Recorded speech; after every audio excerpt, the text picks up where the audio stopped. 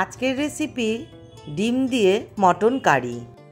গুড়িয়াস কুকবুকে সকলকে স্বাগত জানাই।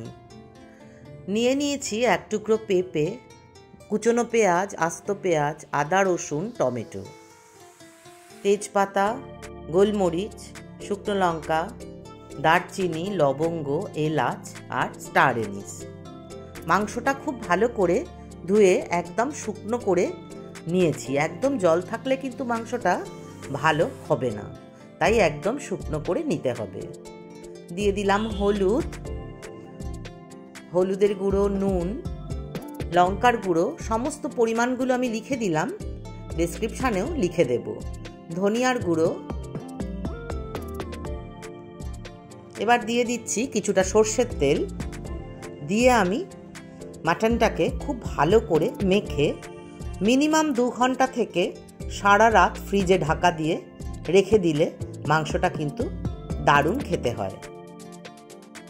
তারপরে ম্যারিনেট করে রাখা মাটনটাকে আমি প্রেসার কুকারে দিয়ে দিলাম। দিয়ে ওই থালাটা ধুয়েই সামান্য জল দিয়ে দিলাম। আমি মাটনটা প্রেসার কুকারে সিদ্ধ করে নিচ্ছি, তোমরা চাইলে এমনিও করতে পারো। দিয়ে দিচ্ছি এক টুকরো পেঁপে। যারা প্রেসার কুকারে মাটন করবে না তারা মাটনটা মাখার সময় পেঁপেটাকে কুড়িয়ে মাটনের মধ্যে দিয়ে দিলে মাটন তাড়াতাড়ি সেদ্ধ হবে। এবার আমি একটা মশলা তৈরি করে নিচ্ছি। ধনে, জিরে, মৌরি, তেজপাতা সমস্ত কিছু আমি ড্রাই রোস্ট করে নিচ্ছি। পরিমাণটা আমি লিখে দিলাম। ড্রাই রোস্ট করে আমি এইটা গুঁড়ো করে নেব, তারপরে এটা রান্নায় দেব। কড়াই গরম করে তাতে সর্ষের তেল দিলাম। এবার সেদ্ধ করে রাখা আলুগুলোকে আমি ভালো করে ভেজে নেব। সেদ্ধ করে রাখা আলু ভাজার সময় কিন্তু সামান্য নুন দিয়ে দিতে হবে। আমাদের রেসিপিগুলো ভালো লাগলে লাইক করো, কমেন্ট করে জানিও কেমন লাগলো। আর এই ধরনের নানা রেসিপি পেতে আমাদের চ্যানেলটাকে সাবস্ক্রাইব করে আমাদের পাশে থেকো। আলুগুলো দেখো ভাজা হয়ে গেছে। এবার আমি তেল ঝরিয়ে তুলে নেব আলুগুলোকে। সানডে স্পেশাল রেসিপি হিসেবে কিন্তু বাঙালির ঘরের আদর আছে। আলু ভেজে তুলে নিয়ে আমি সিদ্ধ করে রাখা ডিমগুলোকেও ভেজে নেব।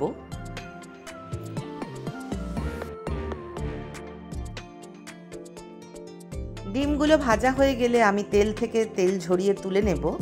তারপরে ওই তেলেই দিয়ে দেব তেজপাতা। মটনের পরিমাণ কিছুটা কম থাকলে এইভাবে ডিম, আলু, আস্ত পেঁয়াজ সমস্ত কিছু দিয়ে রান্না করলে কিন্তু সকলেই চেটেপুটে খেয়ে নেবে। এবার ওই তেলেই দিয়ে দেব 1/2 চামচ চিনি, দিয়ে দেব দারচিনি, লবঙ্গ, স্টার এনিস, গোলমরিচ, আর যদি দিতে চাও এলাচ, তবে এলাচও এই জায়গায় দেওয়া যায়।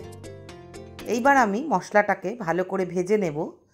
চিনিটা বেশ পুড়ে উঠলে আমি দিয়ে দেব পেঁয়াজ কুচি তো আমি আগেই করে রেখেছিলাম। পেঁয়াজ কুচিটা দিয়ে এবার ভালো করে ভেজে নেব। আর এই পেঁয়াজ কুচি ভাজার সময়ই আমি আস্ত পেঁয়াজগুলোকেও দিয়ে দিলাম। এই পেঁয়াজগুলোও আমি এই পেঁয়াজ কুচির সঙ্গেই ভেজে নেব। আজকাল শারীরিক কারণে আমরা অনেকেই মাটন খেতে চাই না, বা আমাদের অনেকের মাটন খাওয়া নিষেধও থাকে। তাদের জন্য কিন্তু এই রান্নাটা আদর্শ। দিয়ে দিচ্ছি কটা শুকনো লঙ্কা। এই রান্নাটাকে মাটন ডাকবাংলোও বলা যায়, তবে মাটন ডাকবাংলোতে কিন্তু আরও কিছু মশলা পড়ে। আস্ত পেঁয়াজগুলো কিছুটা ভাজা করে আমি এই তেল থেকে তুলে নেব। আর কুচনো পেঁয়াজগুলোকে বেশ লাল করে ভেজে নেব, তাহলে রান্নার কালারটা ভালো হবে। আর যেহেতু আমি তেলেতে চিনি দিয়েছিলাম, তাই পেঁয়াজ ভাজাই কিন্তু একটা দারুণ কালার বেশ তাড়াতাড়ি আসবে। দেখো আমি ভেজে নিচ্ছি। বেশ লাল কালার হয়ে গেলে পেঁয়াজগুলোতে আমি আদা, রসুন, গোলমরিচ, কাঁচা লঙ্কা থেতো করে রেখেছি সেটা দিয়ে দেব। তোমরা চাইলে আদা, রসুন, গোলমরিচ, কাঁচা লঙ্কা বেটেও দিতে পারো, আমি থেতো করে দিয়েছি। এবার দেখে নিতে হবে মাংসটা যে সিদ্ধ বসিয়েছিলাম সেদ্ধ হয়েছে কিনা। আমি 3টে সিটি দিয়ে মাংসটাকে সেদ্ধ করে নিয়েছি। আমি যতটা সেদ্ধ করতে চাই হয়ে গেছে। কেউ এর থেকেও বেশি শক্ত রাখতে চাইলে একটু কম সিটি দেবে। আমি কিন্তু মাংসটা বেশ নরম করে করেছি। এবার ওই ভাজা পেঁয়াজ আর মশলা কষিয়ে রেখেছি তার মধ্যে মাংসটাকে দিয়ে একটু ভাজা ভাজা করে নেব।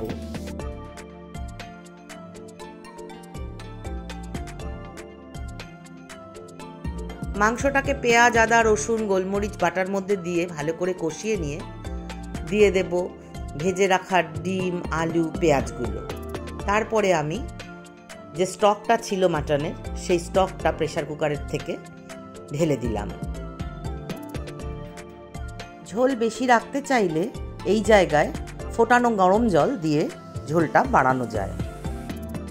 এবার দিয়ে দেব কিছুটা কাশ্মীরি লাল লঙ্কার গুঁড়ো, দিয়ে দিচ্ছি ওই যে ভাজা মশলাটা করে রেখেছিলাম সেই ভাজা মশলার গুঁড়োটা, দিয়ে দিচ্ছি গরম মশলার গুঁড়ো, দিয়ে আমি ভালো করে নাড়াচাড়া করে ফুটিয়ে নেব।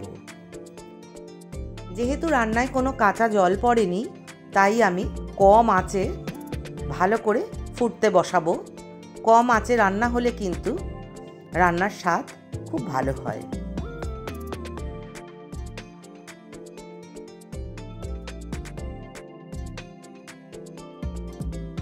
এই সময় টেস্ট করে দেখে নিতে হবে নুন, মিষ্টি, ঝাল যেটা লাগবে সেটা দিয়ে নিতে হবে।